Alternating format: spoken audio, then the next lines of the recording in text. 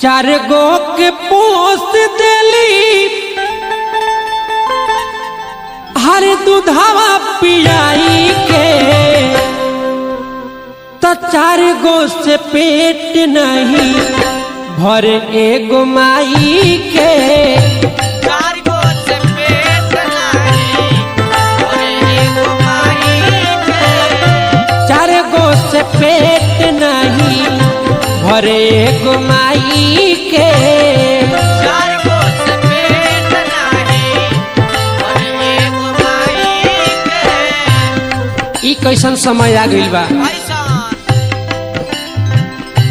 चार गो के पोस देली दूधावा पियाई के